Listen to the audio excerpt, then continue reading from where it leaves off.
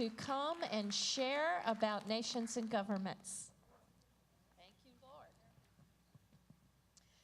I heard two things regarding nations and government, and the first thing was that the next generation of leaders has already been positioned to advance nations. Yes. And the Lord said to really look at the continent of Africa as a model as he begins to really cause changes to occur on that continent. The second thing that I heard was it is accountability time for media and the entertainment industry, and it's accountability time that will bear consequences.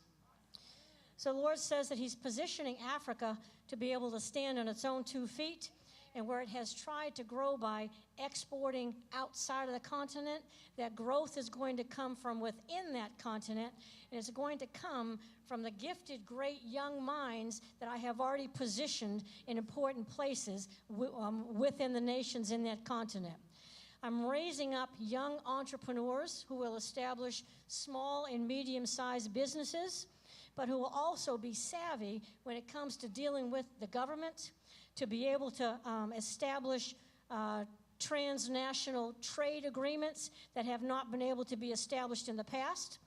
And I'm raising up great minds, especially in the area of digital technology. Africa is a nation that lacks very little electricity and that sort of thing, but the great minds that I have already positioned are the ones who spread it from South Africa and North Africa to the middle of Africa. And the smallest of nations are the nations from which I will bring forth the brightest and the greatest of minds. That which is small will now become great, not just in Africa, but it's a model that you'll begin to see globally, that the greatness will come out of the small and the young. I'm also raising up women and placing them in positions of math and science and engineering and technology, that they'll no longer be held bound by the old regulations and restrictions of the past to be housewives and take care of families, but lack an education.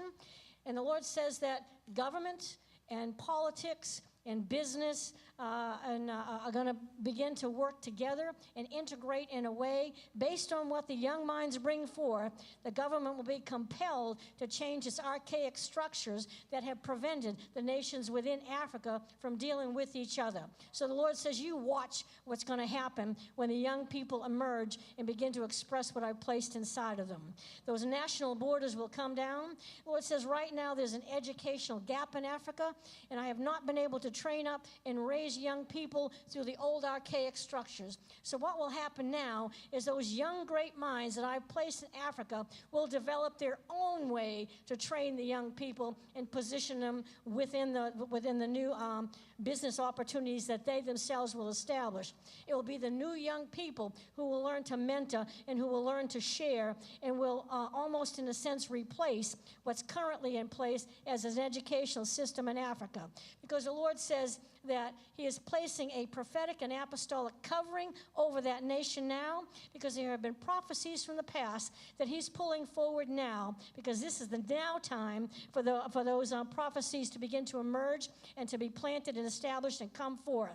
That is a month when the nations within Africa, particularly the small and the most newly established, will cross over a threshold into blessing and promise that the past has declared over that continent, but has yet to be seen. This is a season, the Lord says, for advancements for the nations within the continent of Africa.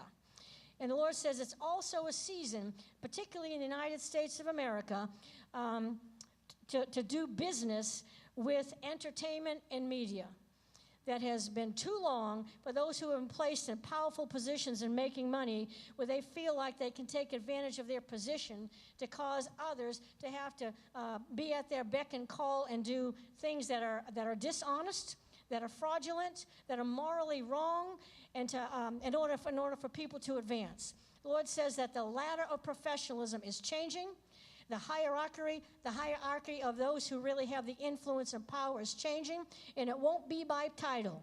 And he says that Kathy Griffin, the comedian, and Bill O'Reilly were warning signs for what is to come. That this month is a month of accountability that bears consequences, and it is a new season of that accountability. And those who I bring through the process, you'll see, just like Bill O'Reilly and Kathy Griffin, that they'll fall in their careers. But if their hearts do not change, you'll also see them fall in their personal lives. Because no more will I tolerate the lack of integrity and the abuse and misabuse of power. The Lord says, look for additional exposures of people to come, particularly between now and the end of the year. Look for them. Some hearts will not change. And look for the consequences in their personal lives, because these are additional warning signs for what is yet to come. The Lord says, if they will hear this month, and if they will respond to what they hear, they will prosper. If they do not, then they will fall. And right now, a lot of the influence and the power comes from the big cities of Los Angeles and New York and some out of Detroit, etc. But the Lord says that I'm shifting that influence. Once again, I'm putting it in the hands of the small. And I've raised up the millennial generation to be involved, a lot of them, in the area of entertainment and in communications and media, because I will put them in the small cities and replace them. Los Angeles, you'll see San Jose. Cities like San Jose and Seattle come to the front. Cities like Nashville and cities like Charlotte come to the forefront. So the Lord says, once again, I will replace the big with the small, and the influence will be greater, but retain the fact that this is a month of accountability, not just for those areas, but the Lord says see and hear, because it holds for us as well.